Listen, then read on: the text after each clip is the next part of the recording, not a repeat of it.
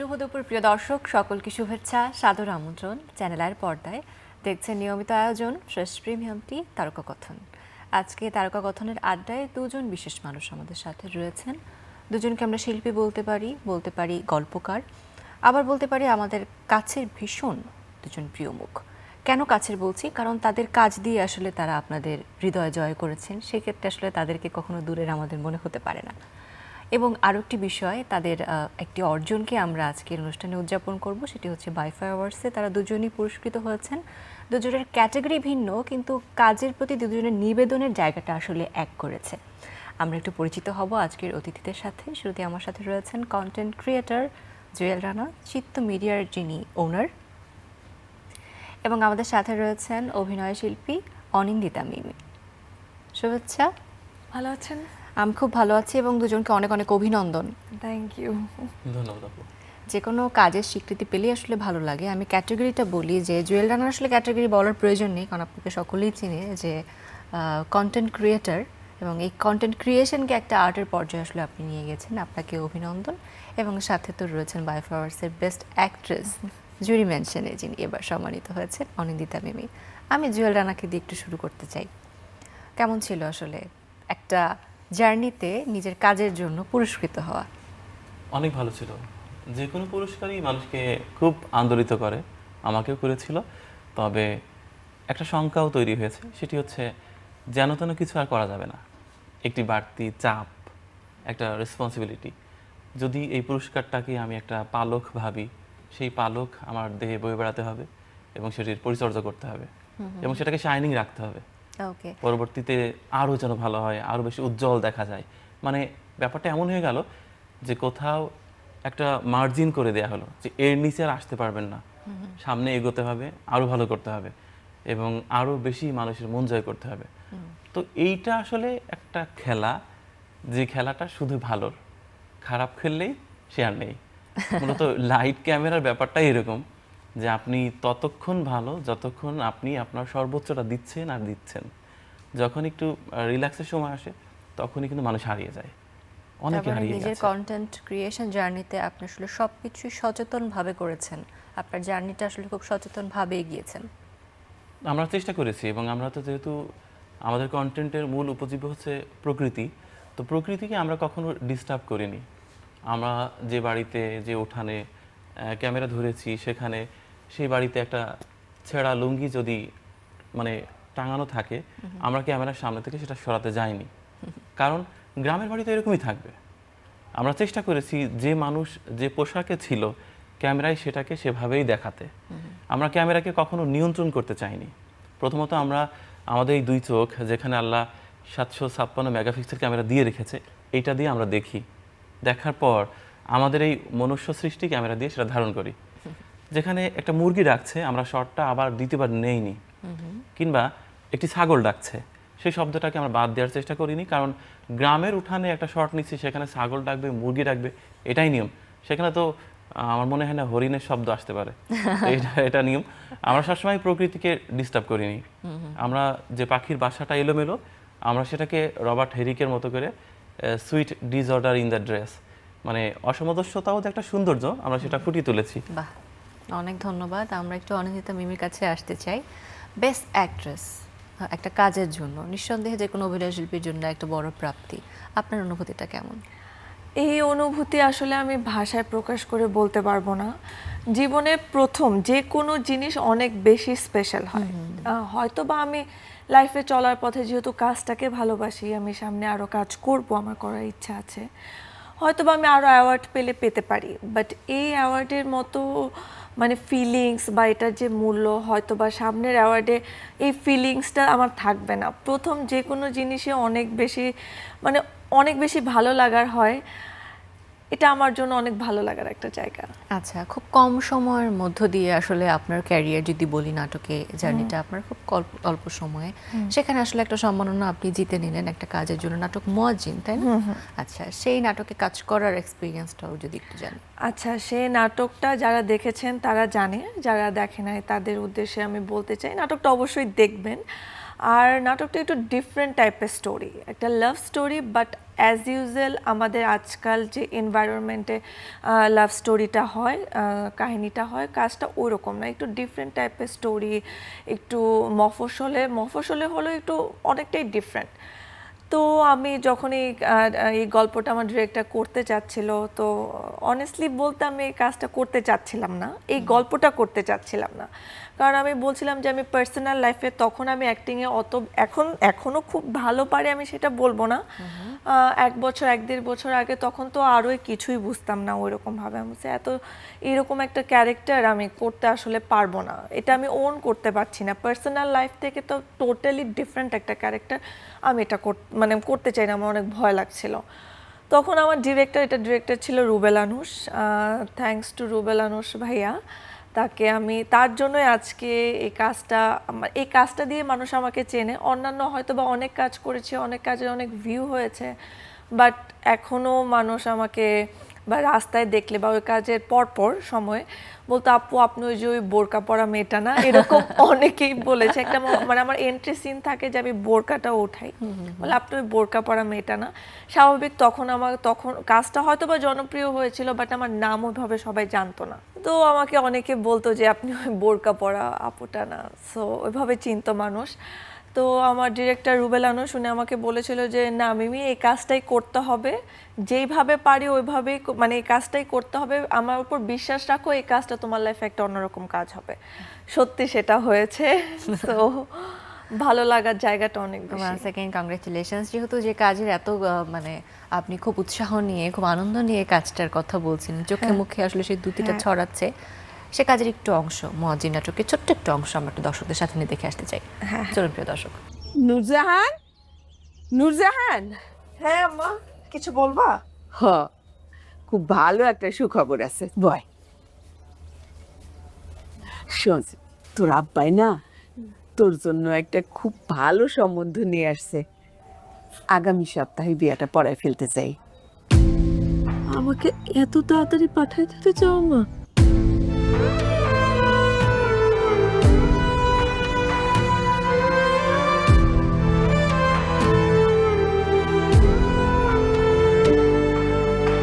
আগামীতে আরও সুন্দর সুন্দর কাজ আসলে আপনার কাছ থেকে পেতে চাই। এই মুহূর্তে আমি একটু জুয়েল রানা আপনার কাছে আসবো। চিত্ত মিডিয়া দিয়ে আসলে মানুষ আপনাকে চেনে, একটা জুয়েল রানার থেকে বেশি চিত্ত মিডিয়া বেশি ফেমাস মানুষের কাছে। এখন এটার ফলোয়ার সংখ্যা কত? এখন তো প্রায় 4.2 মিলিয়ন। 4.2 মিলিয়ন একটা ফেসবুক পেজের জন্য বর্তমান সময়ে একটা হিউজ অ্যাচিভমেন্ট। চিত্ত মিডিয়াটা আসলে কিভাবে শুরু হয় যদি একটু জানি। মানে আমাদের কাছে মনে হয়েছিল যে আমরা কন্টেন্ট তৈরি করব, কিন্তু সেই কন্টেন্টটা একটা আন্দোলনের নাম হোক। অর্থাৎ এই যে মানুষ হাঁপিয়ে উঠছে, দেখেন এখন পৃথিবীর সব মানুষই একটা প্রতিযোগিতার মধ্যে দিয়ে যাচ্ছে।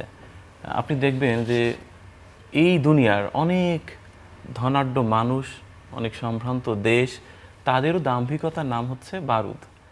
সবার বারুদের অহমিকা আছে। এই আমেরিকা, ইসরায়েল, ইরান, দেখেন সবার মধ্যেই কোথাও না কোথাও কেউ বলছে আমার কাছে মিসাইল আছে, ক্ষেপণাস্ত্র আছে, আমার কাছে পারমাণবিক আছে, বেশি কথা বলে মেরে দেবো। কিন্তু চিন্তা করতে পারেন যে একটা সভ্যতায় আমরা বলছি আমরা অনেক উন্নতি করেছি, এই সভ্যতায় কারোর দাম্ভিকতা এবং অহমিকার নাম হচ্ছে মরণাস্ত্র। কোনো দেশ তো বলছে না আমার কাছে নির্মল প্রকৃতি আছে, সবুজ ঘাস আছে, ফ্রেশ এয়ার আছে, আমার বর্ডারে সেনাবাহিনী নেই, আসো একটু রিফ্রেশ হও, আবার নিজের দেশে চলে যাও। এই উদারতা কি পাচ্ছি না। পানি আটকে দেয়া, সম্পদ লুণ্ঠন করা, এবং এই যে সভ্যতা তিলে তিলে তৈরি করা, সেটাকে আবার নিজেরাই যত্ন করে ধ্বংস করা, এটা কখনো কিছু হইতে পারে? তখন আমাদের মনে হলো যে আমরা মানুষকে একটা ভিন্ন কিছু দিই, একটা অন্যরকম টেস্ট দিই, ফ্লেভার দিই, মানুষ তো হাঁপিয়ে উঠছে। তো তখন মনে হয়েছে যে মানুষের নির্মল একটা প্রশান্তি দরকার, মানুষের ভেতরের যে তৃষ্ণা সেটা মেটানো দরকার। এখন আপনি বলবেন যে কেন ভেতরের তৃষ্ণা কি মিটছে না? ভেতরের তৃষ্ণা একটা ব্যাপার আছে, আমরা শুধুমাত্র শারীরিক যে ক্ষুধা সেটার কথা বিবেচনা করি, কিন্তু আমাদের আত্মাটাও কিন্তু ক্ষুধার্ত হয়, সেও না কিছু চায়। তা না হলে দেখবেন যে প্রচণ্ড দুপুর রোদের মধ্যে মানুষ কিন্তু আসলে ওই রবীন্দ্রসঙ্গীত শুনতো না। মানুষ সাধারণত ওই প্যাচে কাদাযুক্ত বর্ষা আসলেই মানুষ রবীন্দ্রসঙ্গীত শোনে, সে তার পুরনো মানুষকে কল্পনা করে। কদম হাতে তো আর সব ঋতুতে নেওয়া যায় না।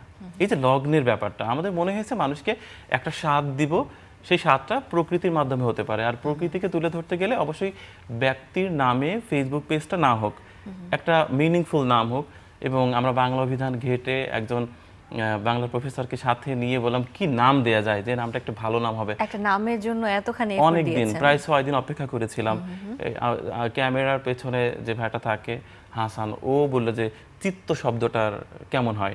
তো আমরা তখন বাংলা প্রফেসরকে বললাম যে স্যার এই শব্দটা মনে হয় একটা ভালো, মানে একটা বিউটিফুল মিনিং আছে। উনি বলছে হ্যাঁ ভালো, এটা তো হৃদয় বা আত্মার খোরাক, তো সেই ক্ষেত্রে এটাই ভালো হবে।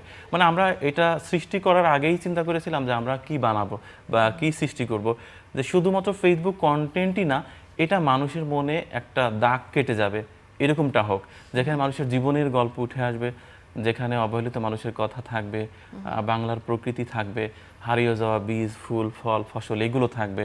যেমন দেখেন আমরা জোনাকি পোকা হারিয়ে ফেলেছি, এটা নিয়ে কিন্তু কারো হেডেক নেই। আপনি দেখেন এত কিছু নিয়ে চিন্তা করে সবাই, কই কেউ একবারও তো বলে না জোনাকি পোকাটা কোথায় গেল, কেন হারালো, এর জন্য কারা দায়ী? আমরাই তো দায়ী। এত এলইডি, এত রেডিয়েশন, এত আলো, জোনাকি পোকা হারিয়ে গেছে। জোনাকি পোকা হারিয়ে গেছে, জোনাকি পোকার মূল খাদ্যই ছিল হচ্ছে পাতার নির্যাস। সেই গাছগুলো, সেই মেডিসিনাল প্লান্টগুলো হারিয়ে যাচ্ছে।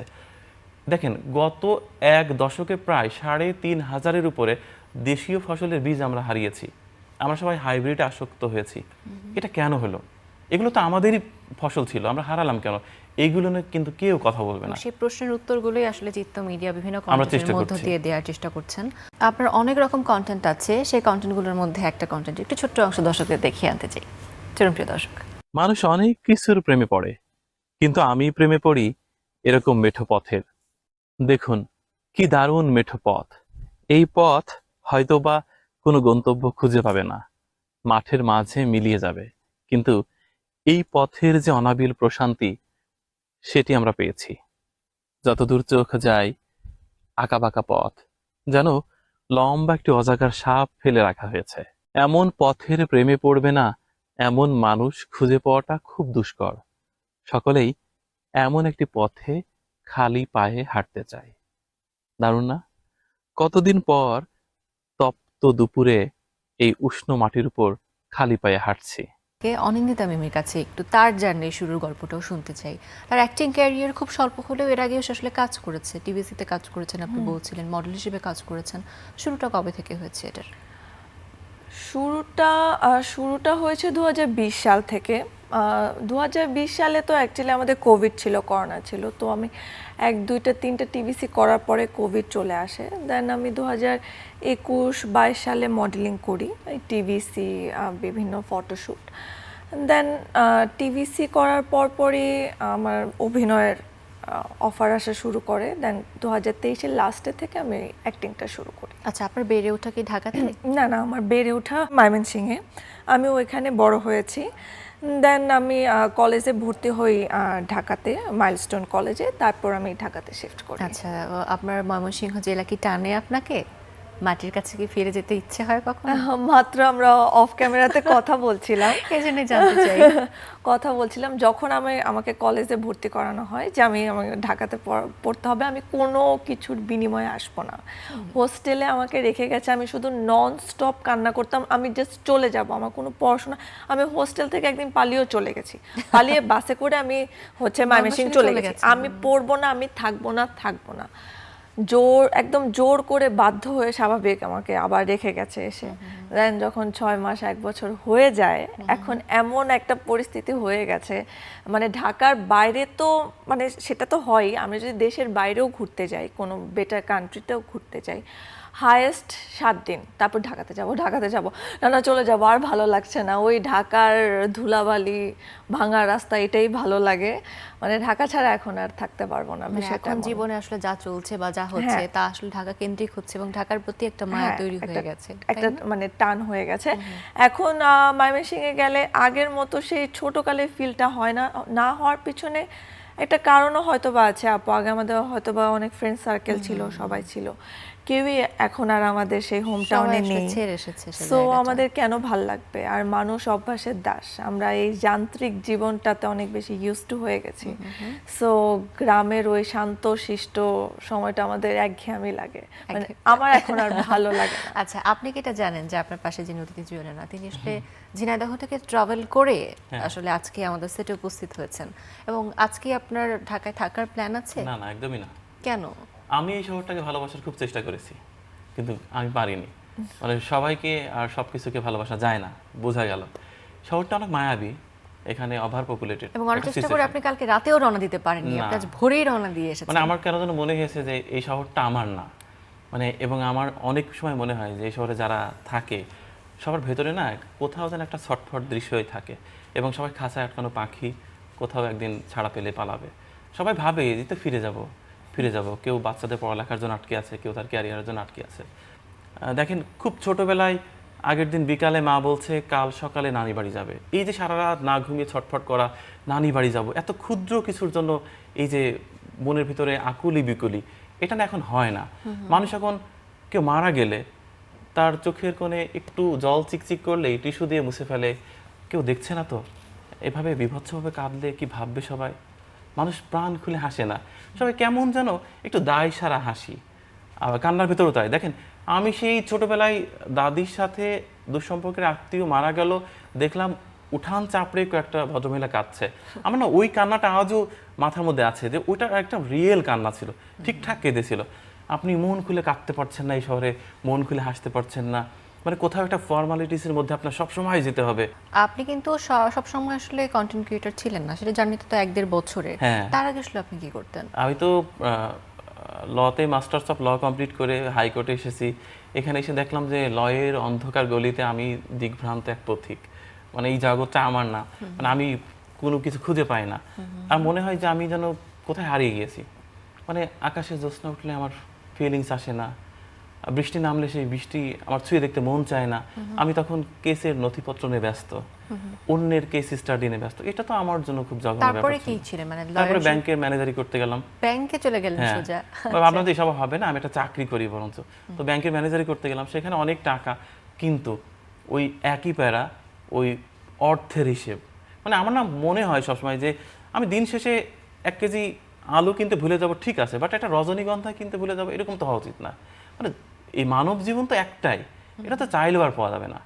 তো দরজার ওপাশে যে অপেক্ষা করছে, সে এতটা জাগতিক না হোক যে তুমি কেন ওই কাঁচামরিচ কিন্তু ভুলে গেছো।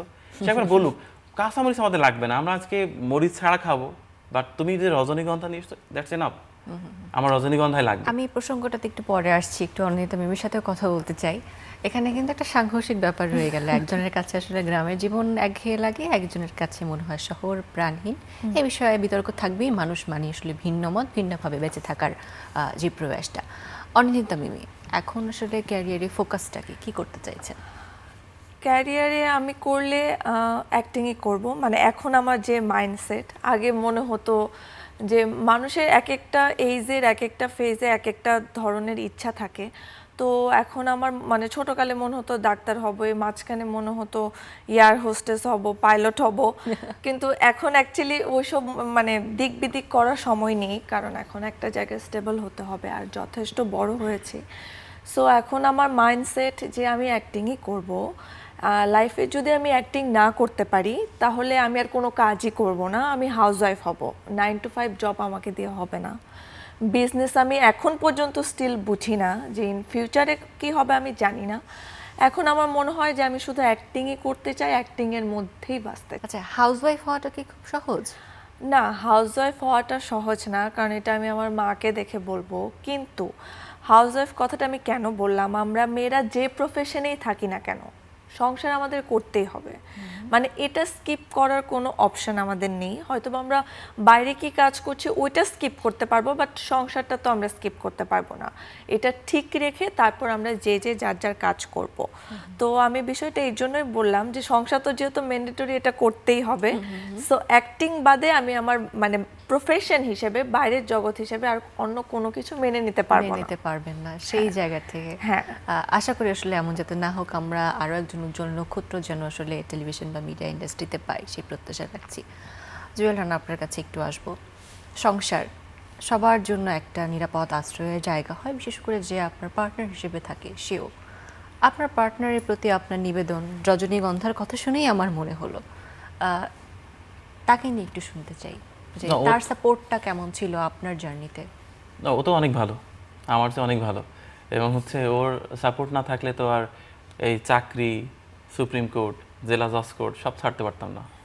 এবং ও বলেছে আমাদের তো এরকমই কথা ছিল যে আমরা একসাথে থাকবো, সেটা গাছতলায় হতে পারে। তো তোমার দরকার নেই, তোমার যেটা ভালো লাগছে না সেটা করবা কেন? মানে তুমি তোমার মানে মনের ইচ্ছাটাকেই প্রাধান্য দাও, মনটাকে কারোর হাতে দেওয়ার দরকার নেই। মনের নিয়ন্ত্রণ নিজের হাতে থাকাটাই ভালো। তো আমি তো, আমার বাবা মাও সাপোর্ট দেয়নি চাকরি ছাড়াটা, বাট ও বলেছে না না দরকার নেই, তুমি চলে আসো, কাল সকালে চলে আসো। মানে ব্যাপারটা এরকমই ছিল।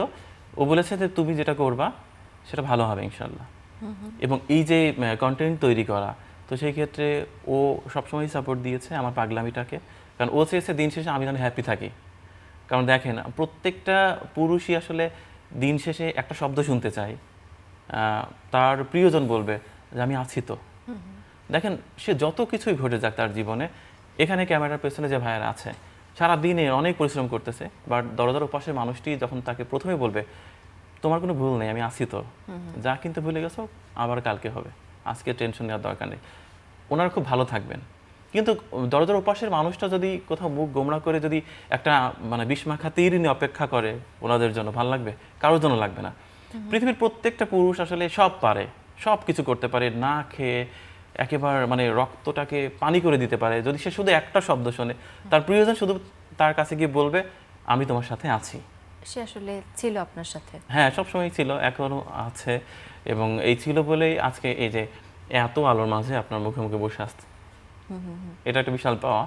তো সেই ক্ষেত্রে আমি মনে করি যে পৃথিবীর প্রত্যেকটা মানুষের প্রিয়জন হওয়া উচিত, যে তার হৃদয়টা বাঁচিয়ে রেখে সংসার করা, কাজ করা বা দিন পার করা। আমাদের অনেক সংসারে এরকম আছে যে সংসার সবাই করছে শুধু দেহটা নিয়ে, আত্মাটা অনেক দূরে দূরে, অনেক দূরে। এবং কারো কারো আত্মা তো মারাই গেছে।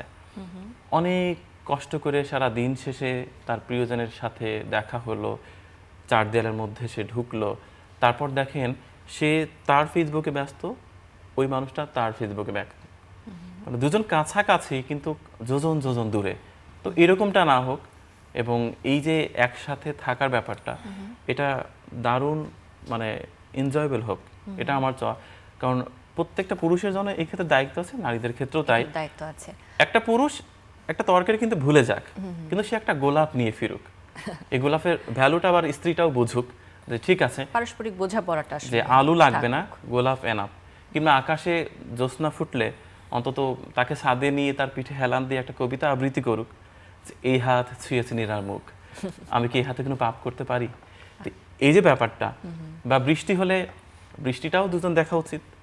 মানে এটা না হলে আসলে সংসার না, পৃথিবীর কোনো কিছুই ভালো লাগবে না। সবকিছু আসলে সংসারের লিস্টের মাঝে আসলে আটকে না থাকুক, Right. আলু বেগুন পটল হ্যাঁ। এগুলোর মাঝে না। আপনি যদি এর সবসময় বাইরেও জীবনটা। হিসেব করেন আপনার পোশাক, আপনার খাবার, মানে ব্যাপারটা কি, মানে মানুষ কিন্তু এভাবে পৃথিবীতে তৈরি না যে শুধুমাত্র আপনি ক্যারিয়ার নেই ভাববেন। মানে জগতেরও কিন্তু একটা ডিমান্ড আছে, এই পৃথিবীর একটা ডিমান্ড আছে। পৃথিবী বৃষ্টি নামাচ্ছে, এই ময়লা আবর্জনা ভরা শুষ্ক মাটিকে স্নান করে পবিত্র করছে, এটা এমনি এমনি না। স্রষ্টা অনেক খুশি হলে পৃথিবীতে বৃষ্টি নামায়, সে বৃষ্টি আপনি দেখবেন না? আপনার পুরো জিন্দেগিতে 614টির মতো জ্যোৎস্না রাত আসে, আপনি দেখবেন না? একটা জ্যোৎস্না রাত দেখবেন না? বাহ, দারুণ। অনিন্দিতা মিমি, কথাগুলো শুনে আসলে কেমন অনুভূতি হয় নিজের মাঝে? মনে হয় যে আসলে জীবনে আমরা খুব বেশি আলোর পেছনে দৌড়াতে দৌড়াতে জীবনটা উপভোগ করি না? কি মনে হয় আপনার? হ্যাঁ, আমি মানে ভাইয়া যেভাবে বলছিল এভাবে এর আগে কখনো চিন্তা করা হয়নি। অনেস্টলি বলতে আমি মানে এটা শুনতে শুনতে আমি একটু চিন্তার মধ্যে চলে গেছি। আসলে এত বেশি দৌড়াচ্ছি ক্যারিয়ারের পেছনে, আলোর পেছনে, দিন শেষে ভুলে যাই যে আমি আসলে মানে মানে আমি কে, আমি আমার মানে আমার হ্যাপিনেসটা কোথায়। তো আমরা এত বেশি যান্ত্রিক। আর আমাদের ভাইয়া যে বলছিল যে তার জন্য একজন পার্টনার যে সবসময় থাকে সবসময় সবসময় তার পাশে। থাকে, মানে একটা কাঁধ। তো এই জিনিসটা সবার লাইফে হয় না। আর হয়তো বা আমাদের যে জেনারেশন, আমার যে এখনকার জেনারেশন আছে, এখনকার জেনারেশনের ভাইয়া মেবি ম্যারিড, তো আমি এখনো ম্যারিড না। মানে ভালোবাসার সংজ্ঞাটা অনেকটা চেঞ্জ হয়ে গেছে। ভালোবাসাটা এখন একটা মানে নতুন ট্রেন্ড হয়ে গেছে, সিচুয়েশনশিপ হয়ে গেছে। যে তুমি মানে কথাবার্তা বলবে, ঘোরাঘুরি করবে, সবকিছু করবে, কিন্তু কেউ কমিটেড হতে চায় না। কেউ এখন আর মানে কমিটমেন্টে বিশ্বাসী না, সংসারে বিশ্বাসী না। সবাই নিজেকে নিয়ে এত বেশি ব্যস্ত, কেউ কোনো দায়িত্ব নিতে চায় না। সবাই শুধু তোমার ভালো লাগাটাই শুনবে, খারাপ লাগাটা কেউ কোনোদিনও শুনতে চায় তোমার না। ভালোটা দেখবে, তোমার শুধু খারাপটা দেখবে তুমি না। কারোর সাথে একটু মানে 1 মাস ভালো করে কথা বলছো, একদিন একটু মন খারাপ কথা বলছো, পরের দিন সে তোমাকে ইগনোর করবে। এই জিনিসগুলো আমি লাইফে ফেস করেছি। এমন না আমি না, আমার সমসাময়িক অনেকে ফেস করেছে। তো ভালোবাসার মানে সংজ্ঞাটা এখন অনেকটা চেঞ্জ হয়ে গেছে। সো এই জিনিস ভাইয়ের কথাগুলো শুনে তখন নিজের কাছে মনে হচ্ছিল যে আমরা অনেক যান্ত্রিক হয়ে গেছি। আমরা একবারে শেষ থেকে আছে আয়োজনের ছোট্ট ছোট্ট করে দুজনের কাছ থেকে একটু ভবিষ্যৎ পরিকল্পনা নিয়ে জানতে চাই। অনিন্দিতা মিমি, যে এখন পাইপলাইনে কোনো কাজ আছে কিনা, বা ঈদে নতুন কোনো কাজ দেখতে পাবো কিনা? হ্যাঁ, ঈদে আমার বেশ কিছু 4-5টা কাজ আছে। অলরেডি ঈদের কাজ অনেকগুলো শেষ হয়ে গেছে, 5টা শেষ হয়ে গেছে, এগুলো বিভিন্ন চ্যানেলে আসছে। আর 2-3টার মতো শুটিং বাকি সবগুলো আছে। আমরা নাটকে পাচ্ছি। হ্যাঁ, নাটক। আমি এখন ফুল টাইম শুধু নাটকই করছি। নাটকে আছে। ওকে, অনেক ধন্যবাদ। আর ছোট্ট করে একটু আমি জুয়েলানার কাছেও জানতে চাইবো যে আগামীতে আসলে আপনার পরিকল্পনা কি চিত্ত মিডিয়ার সাথেই? হ্যাঁ, এটাই করতে চাই। আর ছোট্ট একটা মেসেজ, সেটি হচ্ছে যে পৃথিবীতে মানুষ দূর থেকে সুন্দর, কাছে গেলে একেবারে ছোট গল্পের মতো, প্রথম পেজ থেকে শেষ পেজ পড়া হয়ে যায়, মানুষের আগ্রহ কমে যায়। পৃথিবীর মানুষ ছাড়া সব প্রাণী কাছ থেকে সুন্দর, শুধু মানুষই দূর থেকে সুন্দর। তো যেমন হুমায়ুন আহমেদের একটা লেখাতে আছে না, যে আমি রূপাকে বললাম নীল রঙের শাড়ি পরে আকাশি রঙের টিপ পরে ছাদের কাঁডিসে দাঁড়াও, আমি আজ বিকেলে ওই রাস্তাতে যাবো, তোমাকে দেখবো। বলছে আমি জানি রূপা খুব শখ করে নীল রঙের শাড়ি পরবে, আকাশি রঙের টিপ পরবে, ছাদের কার্নিশে দাঁড়াবে, বাট আমি যাব না, কারণ ভালোবাসা মানুষের খুব কাছে যেতে হয় না। আপু যেটা বলছিল, পৃথিবীতে ভালোবাসলে সবটা নিয়ে বাসতে হয়। এবং সেই একটা মানুষ কিন্তু অ্যাঞ্জেল না, আপনি অ্যাঞ্জেলের সাথে সংসার করতে পারবেন না। মানুষের রাগ থাকবে, অভিমান থাকবে, খারাপ লাগা থাকবে। শুধুই ভালো লাগা থাকলে একঘেয়েমি মনে হবে না। ভালোবাসার একটা যন্ত্রণাও তো থাকা দরকার। একেবারে ভালোবাসার যন্ত্রণা না থাকলে মজাটা কোথায়? সেই যন্ত্রণা কাজেও থাকবে, মানুষও Right. থাকবে, এবং এটা একসেপ্ট করে আসলে জীবনটা হ্যাঁ। চলতে হবে, তাই না? এটাই থাকতে চাই, প্রকৃতির মাঝে বাঁচতে চাই, কারণ যে সুখ পেয়েছি এই সুখ আর হারাতে চাই না। বাহ, অনেক ধন্যবাদ, দুজনকে পেয়ে ভীষণ ভালো লেগেছে। আর অনেক কথা জানার ইচ্ছা ছিল। আগামীতে হয়তো আপনাদের নতুন কোনো কাজ নিয়ে আসলে এই মঞ্চে আপনাদেরকে পাবো। ধন্যবাদ এবং আরও একবার অভিনন্দন। থ্যাংক ইউ আপু। দর্শক, এই ছিল আমাদের আজকের আয়োজন। প্রতিটি মানুষের চিন্তা ভিন্ন, ভাবনা ভিন্ন, জীবনযাপনের ধরন ভিন্ন, কিন্তু ধরনটা যেমনই হোক সেই ধরনে যেন ইতিবাচকতা থাকে, ভালোবাসা থাকে, মায়া থাকে, মমতা থাকে, এই প্রত্যাশাটি রেখে আজকের আয়োজন থেকে বিদায় নিব। সকলে ভালো থাকবেন।